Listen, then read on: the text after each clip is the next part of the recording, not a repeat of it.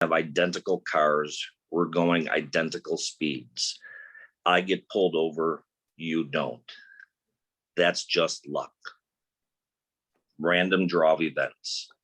Someone comes in and they complain, I never lose the lot. I never win the lottery, doc. All right, how many lottery tickets you buy? Well, I don't buy any. Okay, so you have no chance of increasing your ability to be lucky. But if you bought one ticket, you increase your ability to become more lucky. If I buy 10 tickets, I increase my chances of becoming lucky tenfold over you. So luck is one of the first dimensions of the external locus of control. And the second top box on the right is what's called task difficulty. There are some tasks that are just more difficult than others. Take the GREs, take the SATs. We can take prep courses. We can take the Prince review classes, can do seminars, but we never get to actually see the actual test. Some tasks are just difficult by nature, okay? The bottom two boxes are incredibly relevant, especially from a psychotherapeutic perspective. I don't do a lot of therapy anymore. I was very fortunate to be trained by the experts who developed cognitive behavioral therapy. There's like 3 people I see in private practice. But people always refer to the boxes, be the locus of control. So the bottom left box, so we go shift to the internal, is ability. We all have certain abilities, whether that's cognitive, whether physical abilities, whether that's being a good orator, a variety of things. Ability is something that is personal to us. The fourth box on the bottom right is the most important one, and that's effort. That's all us. We have complete control over that. Now, all 4 of these boxes are independent of one another, but they're all interconnected. So when I was, I played baseball growing up my entire life, and I was a catcher. And one of the hardest pitchers to catch against was somebody who threw a knuckleball. You don't know where the ball's going. You just hoping. So what I would do is I put the effort in to increase my ability. Because the boxes are connected. I put the effort in by extra training, extra time before and after practice to increase my ability to make the task of catching a knuckleball less difficult, thereby enhancing my chance of becoming lucky. So this is very important in terms of how we motivation. Sorry, I pulled up a visual. I shared my screen. Is this the right one? Change motivation to effort. Okay. So it's really by putting the effort in, making a task less difficult, or increasing your ability makes the task less difficult, which increases your chance of being lucky. And this is a very important part in doing treatment, because there's a tendency to get into like attribution theory. The fundamental attribution bias is also related to this. So if the fundamental attribution error or bias is, if I succeed at something, it's because I'm good. If I fail at something, it's because the teacher was a jerk or the test was too hard. Flip it around. If you succeed at something, you just got lucky. And if you fail at something, you deserve it. So, it's really important from a therapeutic perspective, helping patients understand how are you attributing things. There's a lot of people who have an external locus of control. The world is hard. He, she, they, it. And you want to kind of get that shift and help people understand that you have some responsibility. And you also, if you put the effort in, it can help make navigating whatever situation you're dealing with a little bit more palatable. So that's locus of control. Any questions on this? It's a cool model. And also, I just want to add, if anyone has any questions and they don't want to come off mute, Yeah, Seppi, I will, I'll email the graphic. I couldn't find an exact one online. I just did a quick Google search. But could you maybe hold up? Did you have a drawing right there? Okay, Well, if you can read it. there we go. Oh, so you got the external. And this is also very helpful for educators. You know, kids teaching kids, put the effort in. You know, effort is all us. That, you know, that relates somewhat to motivation and drive, but effort can be negatively impacted or suppressed by depression, by anxiety, by a variety of things. But I mean, it seems pretty simplistic. If I put the effort in, I'm going to become better at something, just like playing the guitar. You know, I wouldn't quit my day job, but I'd play the guitar, but it takes a lot of effort to become more able and make learning a song less difficult. So model, I think that translates both from a clinical perspective as well as from a psychotherapeutic perspective. So that's locus of control and fundamental attribution error, fundamental attribution bias, how we explain behaviors. All right, what's our next topic? Diagnostic accuracy. Okay, this is something I am incredibly passionate about. My personal and professional perspective is, I think, and my wife is a psychiatric prescriber, we focus a lot on genetic testing in private practice. But I from doing diagnostics for as long as I have, I truly believe therapy and meds without testing is akin to surgery without an X-ray. The amount of information that a full neuropsych eval is able to do, and I was very grateful to do my doctorate in neuropsychology and clinical psychology simultaneously. So I do a lot of testing. And it's frustrating the amount of people that go misdiagnosed. And I don't think it's anybody's fault, because if you start with a therapist, you start with a prescriber, you have to insurance says you have to come up with a working diagnosis. And a lot of times that sticks. Or if you go inpatient, you're typically diagnosed with a bipolar disorder or schizoaffective disorder. And there's a reason behind that, because that allows a facility to prescribe any class of medication.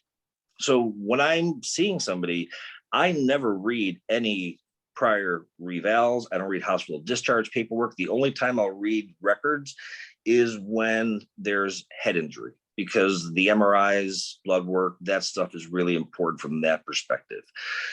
But diagnostics, I could see somebody for 3-4 years on a weekly basis, and there's no way that I would ever know the psychological constitution of an individual. Take the Rorschach, for example.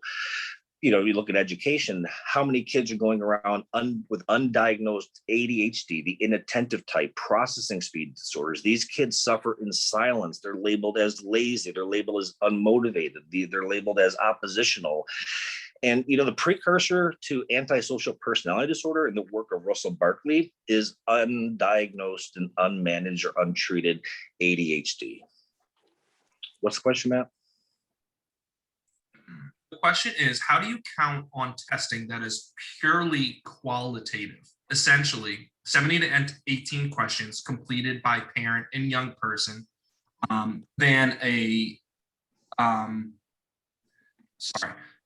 essentially 70 to 18 questions completed by the parent and the young person, as compared to a 4K neuropsych eval. I find them invalid. The Cotters are used for ADHD. I have never used that test. I never will use that test. It has a halo effect. There's too many false positives. The only way you're going to assess for ADHD is to test the attentional systems through the actual test, like the continuous performance test, the Stroop test, the shifting attention test. So rating scales, I include them, but I think that's only a part of it. Rating scales are helpful when you're diagnosing autism, because you want to get, and I use more or less the gold standards of testing, but rating scales, I can't tell you how many people come in with their rating scale from, and most of the rating scales you can pull off the line are from the pharmaceutical companies. So they're kind of geared to kind of endorse and push in a certain direction, especially when you get into the bipolar disorders. But, the neuropsych piece is really crucial, especially for the kids with the undiagnosed ADHD, the inattentive type, because they don't bother people. You still there, Matt? Matt, did I lose you?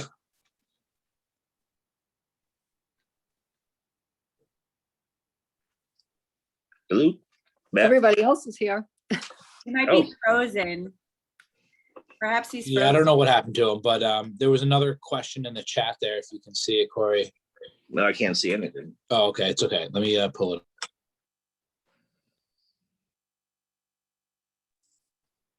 I'm back. I'm back. Oh, Sorry, I had a puppy issue. This is the beauty of working from home, right? Thank you for saving me, Jacob. Why isn't there convergence on attention test methods across neuropsychologists? be more specific. I mean, there's the tests that you're describing. I mean, this is a really hot topic for parents who've lived through this, right? I have screened absolutely four different neuropsychologists, one of them at McLean, several of them highly credible in the local area, to converge on what my daughter's testing is. That includes someone who actually has developed the test method locally, which I can share. But why is it that the attention test methods are not known by members of your professional practice? And why is it that as parents, we get these questionnaires, the young person gets the questionnaire, and then that's followed by about a $4,000 neuropsych eval, which, is highly qualitative. Why is that? So how validated are these attention instruments that you're describing? And can we get a list of them so that we can actually, in preparation for college eval, we can? Yeah, I mean, these are norm-based. So neuropsych evals are normed on the patients who within the normative sample are screened rigorously for no psychiatric conditions, no neurological conditions, no neurocognitive disorders. So you're kind of getting a pure sample. There are several tests that can measure different things. Yes, each test, if you look like the Pearson catalog or the Western psychological, there's hundreds of tests, but it's important to do your homework, at least I do, to look at the reliability, the validity, and stay current. And the testing I use, so like one example of test, like the continuous performance test, is a pure test of attention, of simple attention. The shifting attention test, the 4-part continuous performance test, because you're getting into sustained attention, complex attention, simple attention, and working memory. So attention has multiple components to it. So when I assess, I'm looking, what's up? I don't think that was her, sorry. And then you can't pull attention or make an accurate diagnosis from an IQ test. You can pick up processing speed, but processing speed is also part of neuropsych as well. And it's important that so even if somebody's on a stimulant medication, I always have them not take the medication prior to testing, whether it's a child or an adult. A little more difficult when you're on like lanfeazine or Strattera, because they build up in the system and you can't really stop taking them. You'll still see the ADHD, but you won't see the severity of it. There's a medication, antidepressant called Trintellix. It's only for 18 and above. Their data serendipitously has found that it actually does enhance processing speed. But to increase processing speed is essentially a principle called neuroplasticity, which is the brain's ability to grow new neuronal connections. So I put people on a rigorous cognitive stimulation. It's like going to the mental gym. And I can tell you from experience, people that I reevaluate on an annual basis, which is a good number of people, the people that do the work, their scores improve, because you're actually changing the structural integrity. And there's this misconception that Adderall and Concerta are the wonder drugs. They will help anybody concentrate, but they don't teach you the skills. They don't teach the organization, the planning, the sequencing, the executive function, and why the psych piece is so important prior to going on a stimulant, because if there's an undiagnosed mood disorder and you're put on a stimulant medication, you run the risk for an increase in depression and increase in suicidal thoughts. So that's why I do the full psych piece as well. Even if it's just a referral for ADHD, it rarely is ever ADHD. Rarely is ever ADHD. Anxiety's there, depression's there, especially if somebody's been struggling academically for a while. And I've seen kids that they're getting C's and D's and they're just showing up to school. You know, they're under the radar. And especially if you factor in anxiety and depression, and you put a kid on a 504 plan, they're not going to advocate for themselves. There's a reality to it. So, you know, in the real world, I work with a really good educational advocate, but parents don't like, the schools don't like when parents come to someone like me. But, you know, I just see the utility of it and the benefit of a full neuropsych eval. And, you know, rating scales are great, but rating scales have a degree of subjectivity, which is very different than when you get into tests like the MMPI or the MCMI, the personality assessments. You know, on any kind of rating scales, even as adults, we can choose, do I want to admit true or false? Do I want to admit some of the time, all the time? So I will give a lot of rating scales, and people are like, well, you asked me the same question over and over again. And the reason is I'm looking for consistency. You know, if you're endorsing a depressed here, but you're not here. And I'm also, you know, watching how people take the test, because behavioral observations are a crucial part of diagnostics. So yes, rating scales are, they're quick and easy.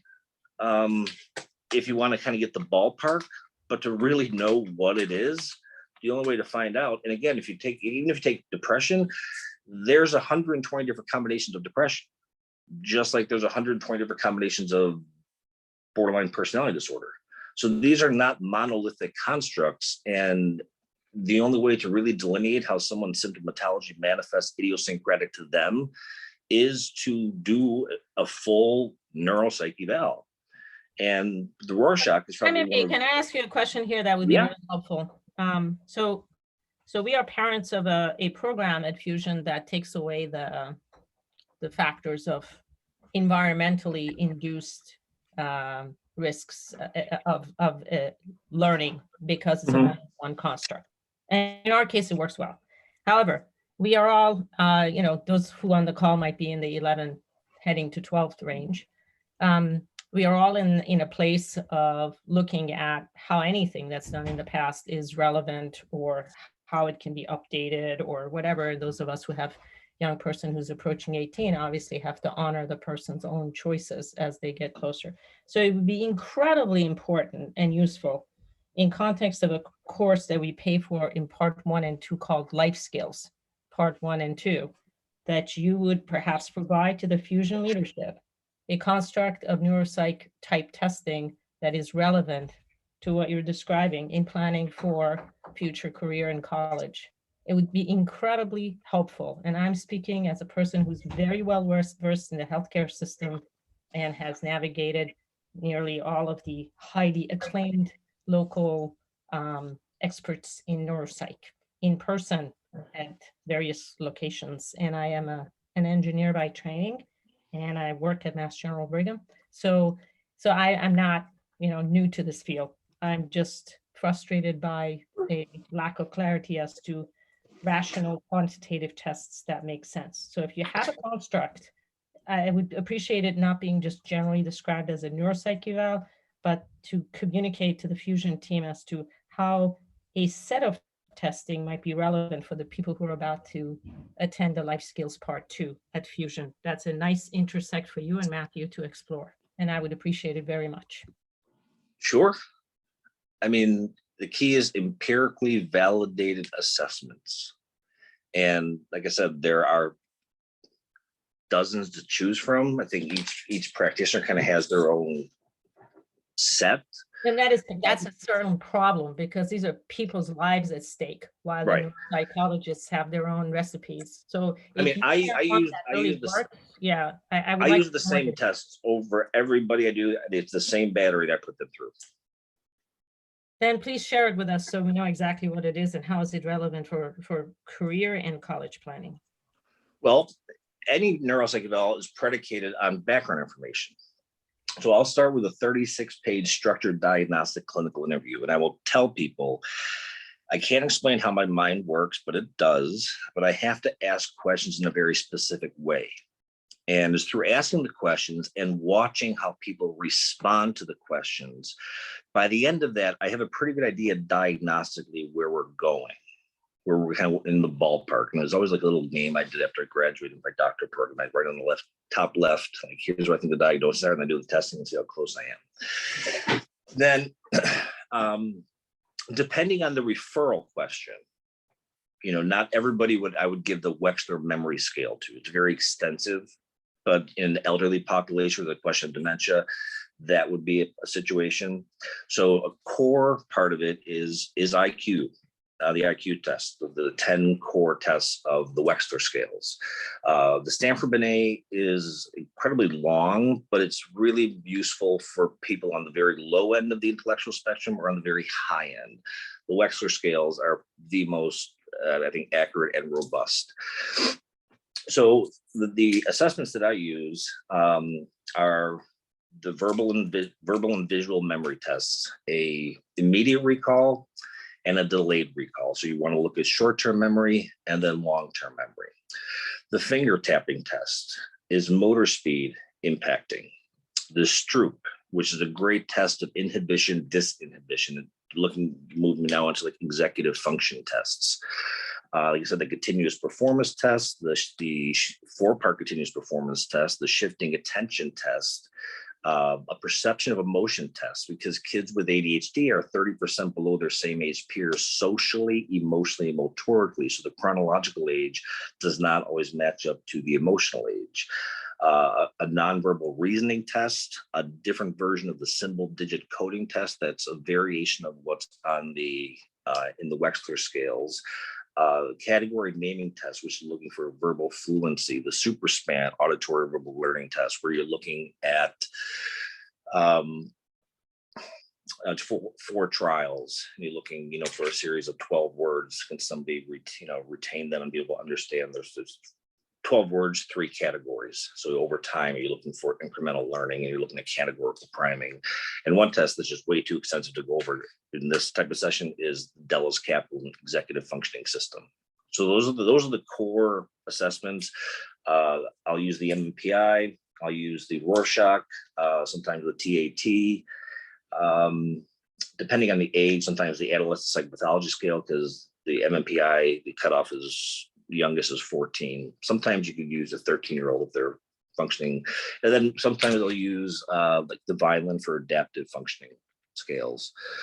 So, and then, again, series of rating scales, which I think are relevant, but, the validity is, it just gives more information. I think it's helpful from a therapeutic perspective, not so much of an academic perspective. Someone's endorsing symptoms of suicidality, hopelessness, anxiety, I'll kind of highlight the responses. I do everything kind of color coded, and I do that more for the therapist or for the prescribers. I get several hours with a person. Like I said, my wife, she gets 15 minutes dictated by insurance. Therapy, you get once a week for 45 minutes to an hour. I always test in one session. I don't agree with the testing over multiple sessions. Why that's beneficial. You do it all one day. So then, answer the question. Sebby had to go, but she's watching the recording. So I didn't want to think you're talking to no one, but you. All right.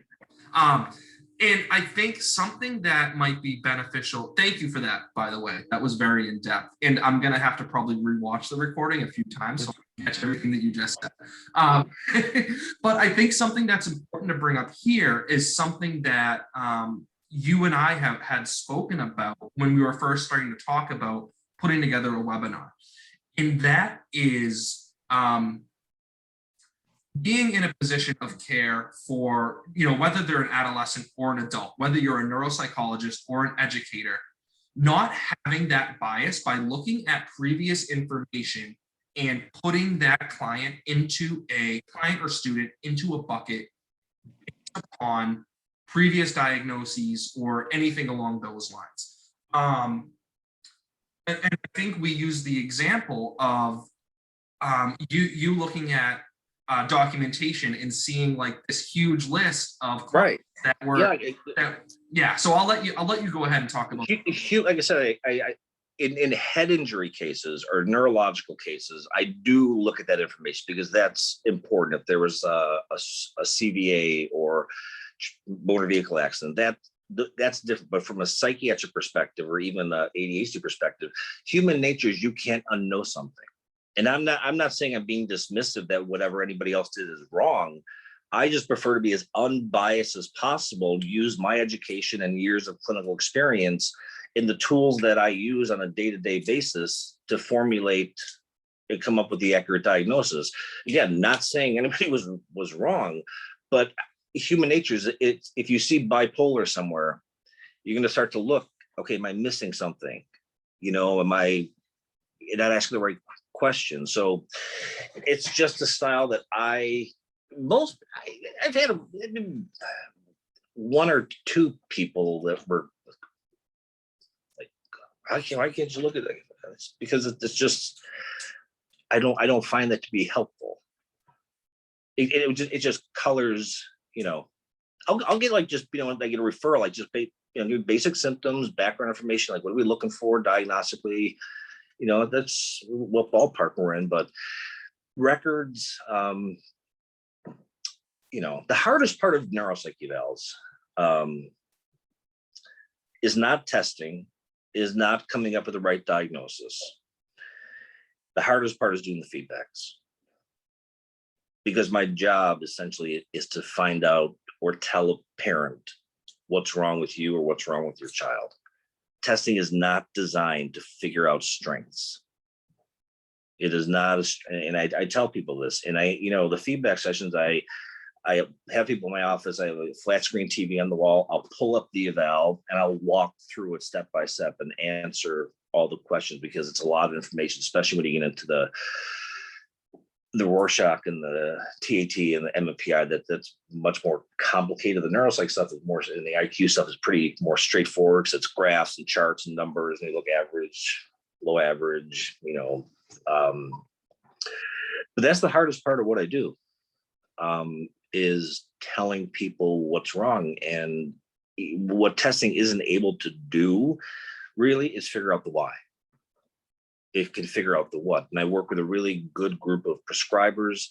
I work with a really tight group of therapists who really do well together. We kind of work in real time. So I can text somebody, my colleague, Dr. Moore, Roger, sending you John for therapy. Brian, one of our prescribers, is sending you somebody for neuropsych eval. We can communicate in real time, so try to present more like a unified, like treatment team approach. But I just believe it's predicated on diagnostics. And again, it's not saying that therapy, it's just, you can get so much more information, especially when you're with somebody for several hours. And when you're dealing with kids, once the parents leave the room, kids talk. And my office is in Duxbury. I'm right above a bakery. Thank God I don't have a sweet tooth. But a lot of times with kids, we'll grab lunch. And during that time, that's when they tell me stuff, So yes, there's science to it, but there's also an art to it. Right. And kind of talking about that, the art of it and comparing qualitative versus quantitative. I have a little example here. I don't know if it was you, but it was someone else I was talking about the Rorschach test with. And it's a specific example where in testing, this individual was given the Rorschach test, and every ink blot that he was given, this individual would see little bugs on the outside. So there was a diagnosis of schizophrenia made for that student. And now that's not all that was happening there, but it was later found out that this student has, he is ASD, and he's really, really into insects. So that's where his mind was going, you know? So the qualitative nature of tests is, I think it's hard to find like what the exact science is. Well, if you, depending on the scoring system. Now, I was trained on the Exner scoring system. And I actually just read a book a few months ago on the Rorschach. It was pretty neat, the whole history of it. And I actually bought at a Sotheby's auction an original copy of one of the first print Rorschachs I got. But the Exner system is based, it's now admissible in court because the data behind it is so strong. It's incredibly complex. It's like, oh, how do you make a diagnosis from looking at 10 cards? If you would, to this day, I am still impressed at how accurate that test is, because where you get into, these are called the projective tests versus like I can decide in the MPI, I don't admit true or false. When you take a test like the Rorschach, you're either going to like it or hate it because you have no idea what the test is looking for. And all you have is your personality, your belief about yourself, your belief about other people, your belief about the world in general. And based on those beliefs, that's how you're viewing it. And the data from Exner is so extensive. It's all based in algorithms and calculus, actually. Everything's converted into a formula. It's incredibly long to score and interpret. But there's older models that are more psychodynamic in etiology. And there are a lot of people that do use that, like a subjective interpretation. I would definitely not make a diagnosis of schizophrenia off of a subjective interpretation. So. Right, and you know, I did want to, I wanted to go back to Locus of Control, but first I want to make sure that we get in everything that you wanted to talk about here as well. I can talk about anything. My wife says I never shut up. So, so I shouldn't send her this recording. You don't think she'd probably rewatch it? No, she's a big fan. I started a podcast at the beginning of the year. It's called Psychology Unplugged. I do it every Sunday. It's on Apple, all these different platforms in like 30 countries. I just did it to try to. I did it out of the frustration of misinformation, of when people are coming in and I see them not properly diagnosed, and just my wife's own struggles with getting 15 minutes to try to manage and treat symptoms. And I work within a modality that this is the tool by which you get the accurate diagnosis.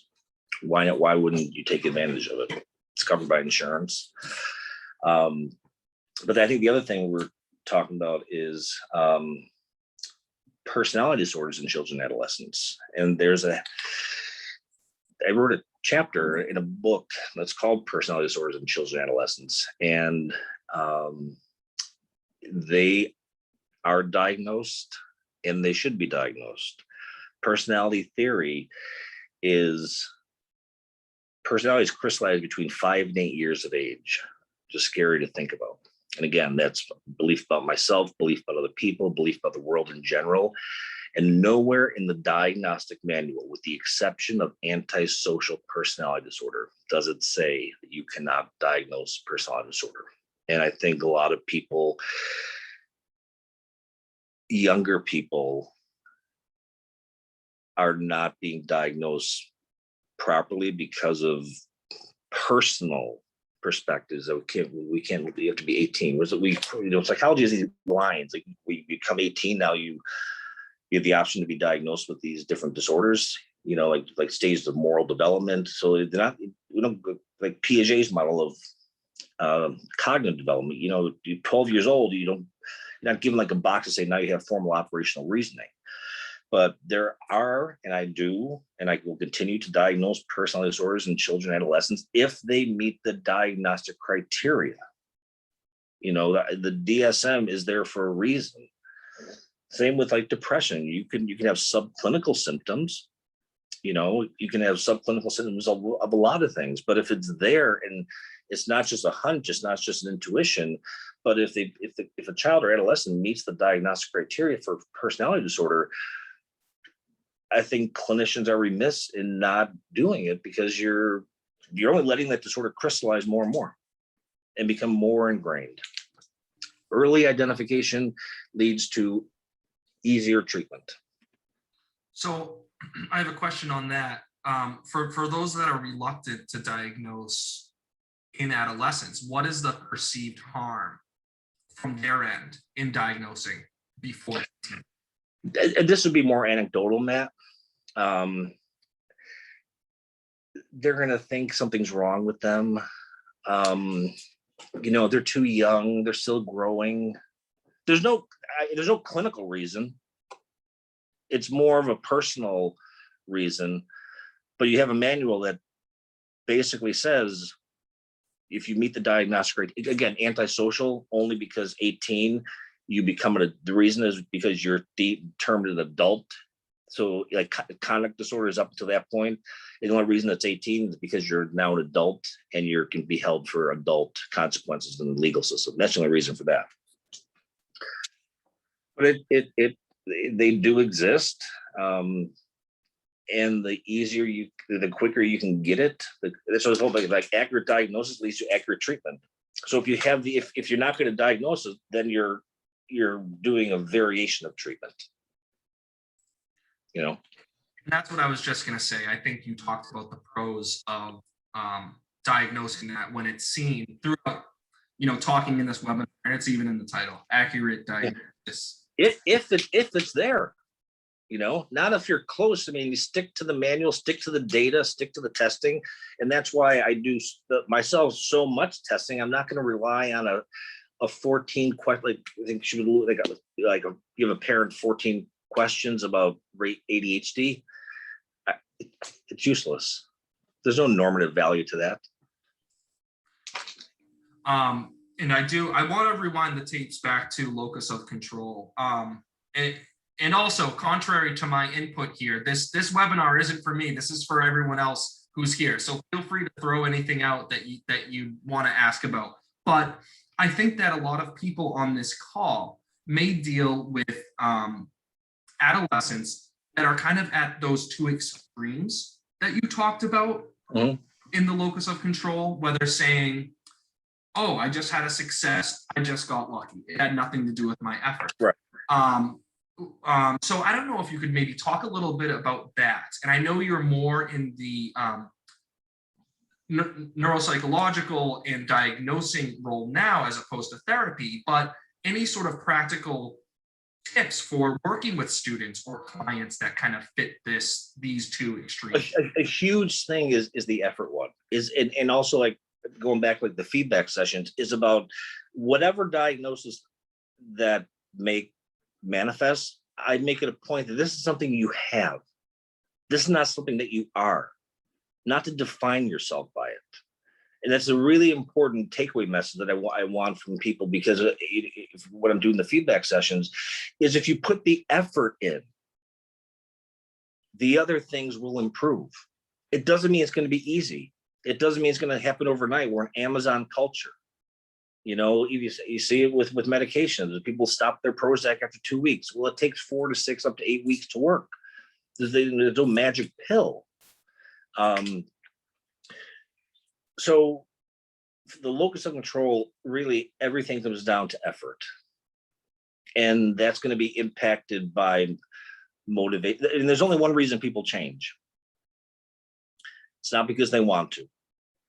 It's not because they have to. It's not because a parent is telling them, a judge is telling them, a spouse is telling them, a probation officer. People only change when they're uncomfortable.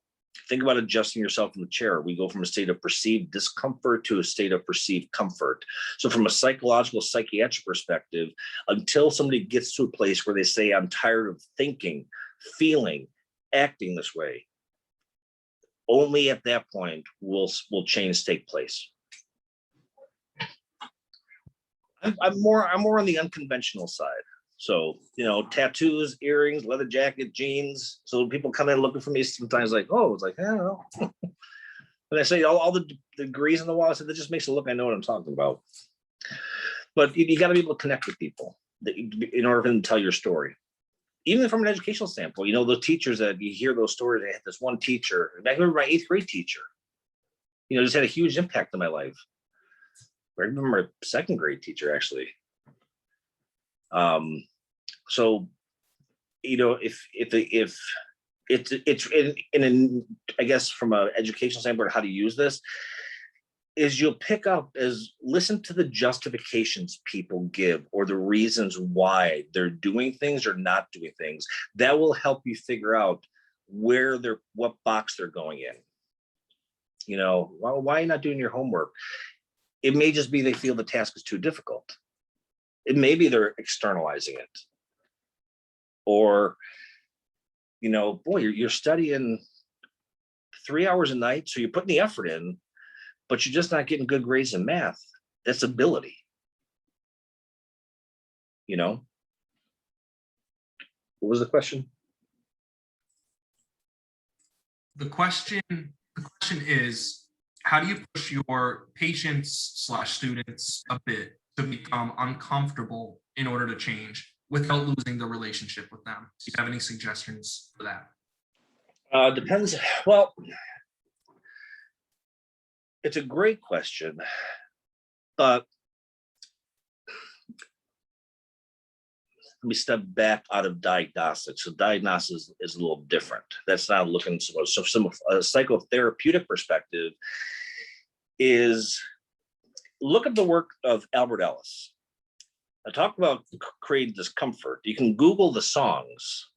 He would take songs like Yankee Doodle Dandy, and he developed like rationally motive therapy, pushing patients, pushing people to the point where, getting to the why of, emotions from a cognitive behavior perspective, emotions are irrelevant. Everything starts with a thought. Thoughts lead to behaviors. Emotions are the byproduct. That's why it's not called cognitive behavioral emotional therapy. It's called cognitive behavioral therapy. Everything starts with a thought.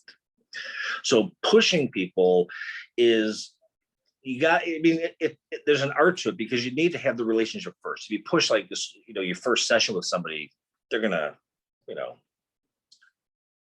probably walk out the door or not want to come back. But pushing once there's a healthy level of relationship. But again, especially pushing if people are using a lot of excuses, a lot of external things, a lot of justification, a lot of blame. Then that's when you want to push them to say, hey, you are accountable, responsible for your own choices. And that's perfectly appropriate to do that, kind of rein people in. Yes, it may be justified that somebody may be committing a transgression or isn't agreeing, whatever. But you got to push once there's a relationship. Can you repeat the individual's name that you had mentioned, Albert? Albert Ellis, Ellis. Okay, I'm going to put that in the chat for everyone.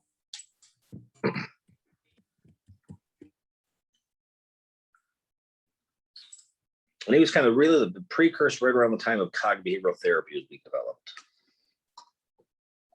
But he would talk about being confrontational. That's the extreme end. But it's also a very valid technique.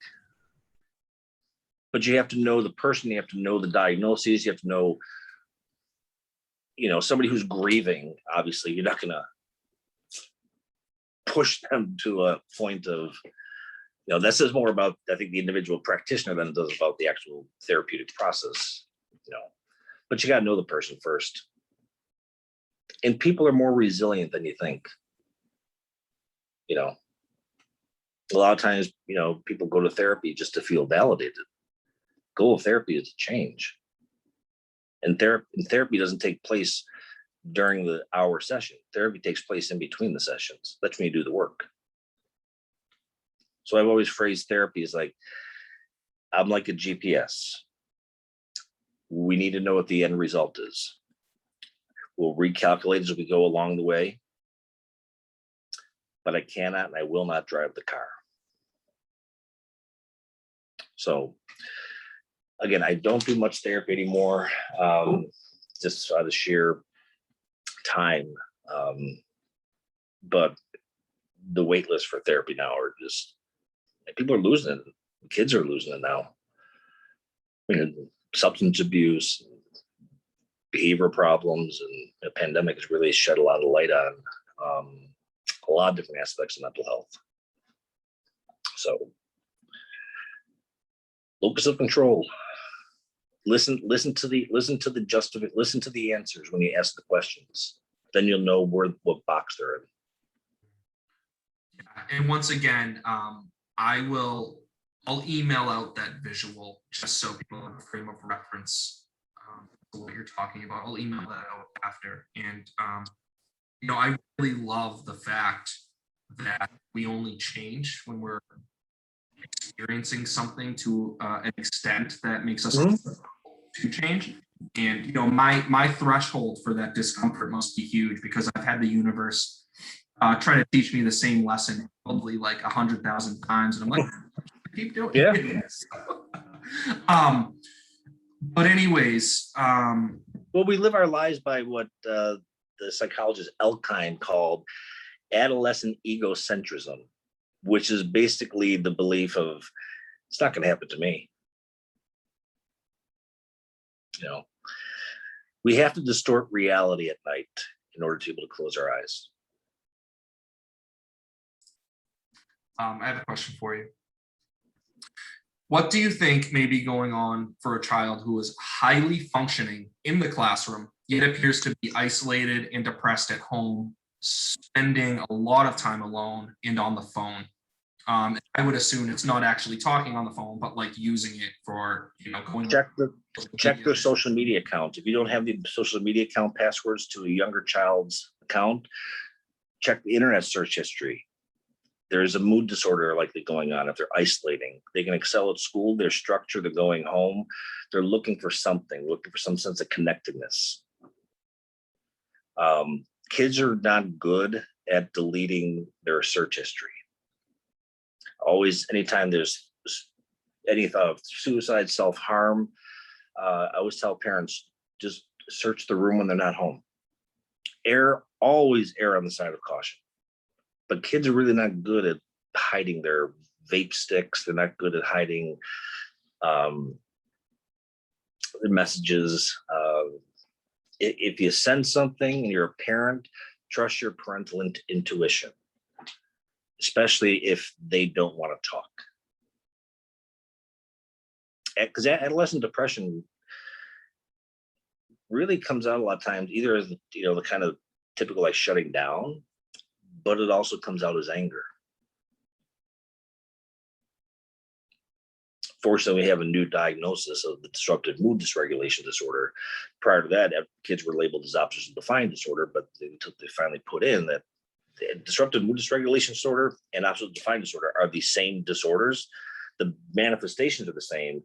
The etiology is totally different. Oppositional defiant disorder, the behavior is purposeful. Disruptive mood dysregulation disorder, it's mood driven. Again, and then two totally different types of treatment. And how do you figure that out? You get testing.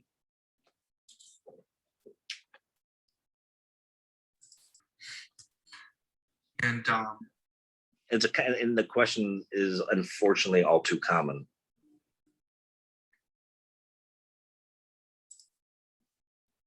Yeah, I've seen that a lot. And in this pandemic world, I'm sure that's probably a contributory factor to some extent, especially for kids. As adults, we can get in the car. Even if we can't go to a lot of places, we have more freedoms. Kids don't have as many outlets, and the phone becomes the outlet. I think something popped up. Yeah. The question was, is testing ineffective if the patient is going against their will? And I'm going to assume that it's the will of the person doing it. Great question. I've had kids that have come in and I've stopped the testing. It just said it's not going to be valid. I try my best when there are those cases, and I try really hard to connect. I'm laid back and down to earth. I try really hard to connect, but yes, if somebody is going to rush through, and you can kind of gauge that they're just sitting there, I don't want to be there, not answering any questions. Yes, I would not put any confidence in the data. What would you say to the parent who feels that their child is lazy without taking into account the explanation of the locus of control? Wait, you cut out halfway through that. One more time. What would you say to a parent who feels their child is lazy without taking into account the explanation of the locus of control? One more time. My phone went off in the middle. Yeah, no worries. What would you say to the parent who feels their child is lazy? Well, the child feels they're lazy. First question is why? Without taking into account the explanation of the locus of control. So the parent is assuming that the child is lazy, and they're not really taking the different aspects of the diagram in the locus of control into account. I would say that you want to have a dialogue, because again, it all comes back down to why. Is it the child perceives they're lazy or the parent perceives they're lazy? To clarify the question, it's the parent is feeling that the child is lazy, not the child is feeling. Okay. But again, without probing further, it's a great question, but it's harder to ask. Is it because they're lazy because the task is too difficult, or they don't want to put the effort in? And those are the probing questions to figure out. And if not all, yeah, more therapists should, but not all therapists know about this model. But it really helps even for parents to kind of explain this and have a dialogue and a conversation with their kids, teachers as well. But it's a great question, but without knowing more information, it'd be hard for me to give a more precise answer. Let's throw out an example here, because I think that might be helpful. So what you were saying was that's where we go back and look at what the actual rationalization behavior is, that behavior being laziness. So whether it's I don't have time, whether it's I really don't want to do it, or that's what we need to do in that situation, is look at what the rationalization for the behavior. Right. Okay. Independent if their rationalization is appropriate or inappropriate, that's still their rationalization and the framework by which they're perceiving it. Right.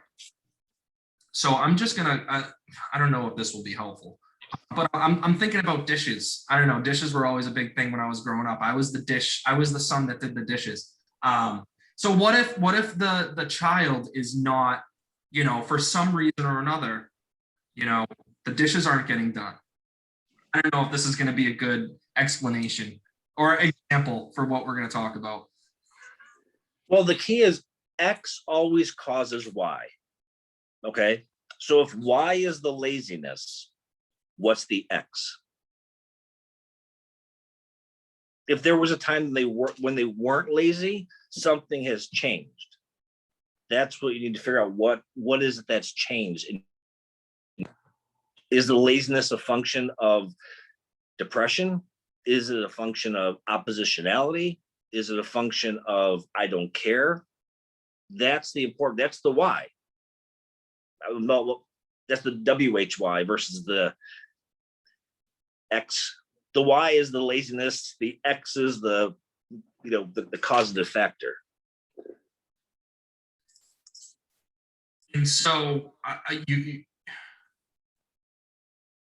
figuring out the why is just asking more questions. Open. I mean, if therapy, but open dialogue within families is crucial. The families and again, from experience, the families that are where there's really open communication, those kids tend to do well. They've told their mom, hey, can I get into therapy? I'm not feeling good. I'm having suicidal thoughts. So family dynamics, as we all know, are all different. We all have different families of origin, and everything is, there's no consistency. No dynamic is better or worse than the other. I guess probably toxic ones where there's abuse and stuff like that. But open dialogue is crucial. And kids talk. But back to the other, there are those kids that are just refused to do it. And I've had it. I realize that we've gone over by 2 minutes. Do you have a 1 o'clock appointment to get to? No. Okay. Well, there's one more question if Sure. to ask. Can you explain oppositionality a bit further? Okay. Oppositionality. Again, you want to learn more about this, the work of Russell Barkley. He's really the guru of all the data and research behind ADHD. So oppositional defiant disorder is really the next step in unmanaged, undiagnosed ADHD. So typically you'll find this with the kids who have the hyperactive type or the combined type. People always say ADD. There is no such thing as ADD. They're all ADHD, inattentive, hyperactive, combined. Because of the kids are so motorically dysregulated in the hyperactive and the combined type, they bother other kids. And as the peer groups, as the kids grow, the peer groups start to separate. And because these kids, they're not bad, they bother other kids. So they get pushed off in the playground. And who do you think they're hanging around with? The other kids that were pushed off there. So it almost becomes a self-fulfilling prophecy. You think that I'm bad, I'm going to act bad. So oppositional defiant disorder, oppositionality is purposeful, willful disobedience. When you get into like criminal behavior or violation of societal norms, like say a child, is taking money out of your purse, then you're getting into conduct disorder. But oppositional defiant disorder and disruptive mood dysregulation disorder, the output is the same, but without diagnostics, you really don't know. Because if it's oppositional defiant disorder, that's behavioral modification. That's the work of Ross Green, the basket technique. And I work with families on this. And the thing with behavioral modification, the hardest part to impart on people is it has nothing to do with the child. It's the parents restructuring. I mean, that's a whole topic in and of itself, behavioral modification. It's a phenomenal model, but that's a behavioral modification model therapy technique. Disruptive mood dysregulation disorder is therapy and possibility of medication. So it's really important to understand it was a great session. All right, well, thanks. I don't have any notes. I talk off the top of my head. Yeah, I second that. This was great and very, very engaging, which is yeah. No, it's fun. I mean, great questions, because all the questions that were asked are things I've either heard or experienced. So if you're going through it yourself, you're not alone out there. Okay. Yeah, and I will. Corey, are you okay if I share your email just in case people want to reach out to you when I follow? Yeah. Okay. So in the follow-up, I'll send Corey's website, his email, and then I put a few names in the chat for everyone, but mostly for myself, so I can remember to put the information in the follow-up email. So I'll send all that out after. And I appreciate everyone who joined us today. And Corey, thank you so much. This was my pleasure. All right. Bye, Tara. Good seeing you. Bye. How do you think it went? I think that was awesome. Like very, very awesome. I have to say, it was very engaging, to say the least. You know what I mean? Sometimes these can get Stagnant. like you're watching a talking head and kind of just like, Yeah. sometimes that happens. But yeah, I don't know if it's the Midwest in you, but you have a very likable aura. Oh, well, I appreciate that. No, I enjoy talking with you and the stuff we're Right. passionate about, and Right. different disciplines, but still dealing with the same stuff. Exactly. And that's what I'm just myself. I'm Yeah. not trying to, and especially working with kids, that's a huge piece. Right. Yeah, I think that went very well. And I need to I'm gonna follow up with the parent who actually came off mute and was asking you those questions. So I'll follow up with her. Is that the one whose kid is lazy? No, that was the one whose hang on. Opposite.